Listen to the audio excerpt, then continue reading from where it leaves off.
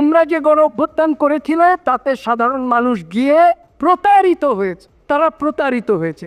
অধিকাংশ লোক এখন সেখান থেকে সরে যাচ্ছে, অধিকাংশ ছাত্র এখন সেখান থেকে সরে যাচ্ছে এবং তারা বলা শুরু করেছে যে আমরা প্রতারিত হওয়া বোধ করছি। কেন বলা শুরু করছে? কারণ দুটো ইস্যু ছিল সেই আন্দোলনের, একটা হলো গণতন্ত্র, একটা হলো বৈষম্য নিরসন। বৈষম্য নিরসনের জন্য আপনাকে ধনীর কাছ থেকে টাকা নিয়ে বিতরণ করতে হবে, সেইটা তারা করতে কমপ্লিটলি ব্যর্থ। আর গণতন্ত্র দেওয়ার আগেই তারা একটা কিংস পার্টি তৈরি করেছে, রাজার দল তৈরি করেছে। ক্ষমতায় থেকে রাজার দল তৈরি করে গণতন্ত্র আনা যায় না, এবং লেভেল প্লেইং ফিল্ড তৈরি না করে গণতন্ত্র আনা যায় না।